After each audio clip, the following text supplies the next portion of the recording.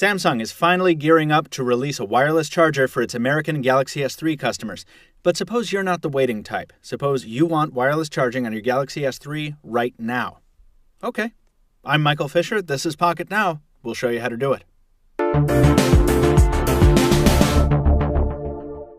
Now, because this mod depends on exploiting the wireless charging hardware found in the old Palm Pixie, you're going to need some specialized equipment, but it's easily come by on Amazon or eBay, and it shouldn't run you any more than $30 to $40 tops. We should also mention here that this mod comes to us via an XDA developers thread by member Android 94301, and that Pocket Now is not liable for any warranty violations, device losses, or explosions that might occur. We've thrown the source link in the description of this video if you want more detailed information and some excellent pointers and tips. Here's what you're going to need: copper tape, rare earth magnets or small metal discs, a Palm Pixie inductive battery door, a Palm Touchstone charger, a Palm USB cable with AC adapter. Yes, it has to be the Palm cable because the Touchstone has a finicky port that only accepts certain shapes. Don't cheap out on this. Tape, and your Galaxy S3. The first thing we want to do is pull the tape off the back of the Pixie case and set it aside. Then we're going to gently remove and set aside the circuit board, silver metallic tape, coil, and the metal discs. Next, to preserve the positions of the discs and the coil center, we cut a crude template out of paper and marked their positions. You can do this more precisely with a drill and some shears if you prefer, but we want our wireless charging now, so we're already cutting corners. This probably won't come back to bite us in the butt, right? Next, we pull the battery cover off our Galaxy S3 and insert the Pixie's charging coil upside down in this orientation. We secure the circuit board to the battery cover with some tape. You can use hot glue or super glue later on, once you've decided on positioning. And then we fold the connector ribbon back on itself, like so we have access to the contacts. Next, we'll drop our paper template over the coil to give us position information for our magnets.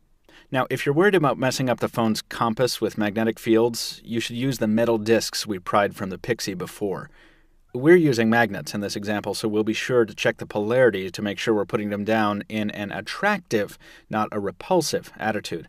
You can check polarity and positioning on the Touchstone itself. Now, you'll want to do this repeatedly as you're taping the magnets in to make sure the alignment is good. And also, very important, make sure the magnets aren't too thick. Otherwise, you'll never get the battery door back on the phone. Once the magnets are in position, we'll bring our silver tape back from the Palm Pixie pile and re-tape it onto the coil, thusly. Then we secure it with more Scotch tape, like so.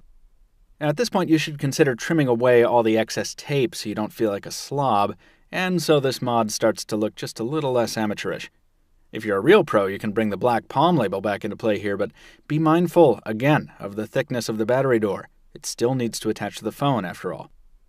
Speaking of the phone, now's a good time to line up our components so we can keep an eye on the big picture. We're trying to get the charging terminals on the phone to connect to the terminals on our Palm ribbon. To do that, we need to use our copper tape. We'll cut the copper tape into manageable lengths, ranging from about 1/8 to 1/2 inch in width, so we can create two big landing zones on the phone, one for positive, one for negative. Obviously, we'll take care that the two zones don't touch. To get a good contact on the phone's connectors, we'll use a blunt object to tamp the tape firmly down on them. Careful though, they're fragile. If you have trouble later with connectivity, you might want to try putting the tape in copper side down. The adhesive side may not be as conductive. We had to try several times before we got a firm connection. A voltmeter is helpful if you have one. At this point, maybe we'll take the battery out of the phone so we don't blow our kitchen up. Maybe do this beforehand, folks. Once we have our phone side landing pads ready, we'll move to the battery cover and prepare them similarly, using the same copper tape, also making sure to keep positive and negative separate, and making sure to line them up so that when the back is replaced, everything will touch like it needs to. We doubled up the tape in the overlapping spots to ensure contact. When all's said and done, you should have something that looks something like this, only hopefully prettier, because this is ugly as sin.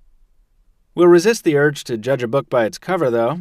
Let's snap the battery back in and slap the battery cover back on. You will notice an unsightly bulge on ours, and that's due to those thick magnets we used. If you go with the metal discs from the Pixie instead of thicker magnets, that shouldn't be an issue. While the phone is powering up, we'll plug in our Touchstone and say a quick prayer before dropping our Galaxy S3 on the Touchstone for its first wireless charging experience.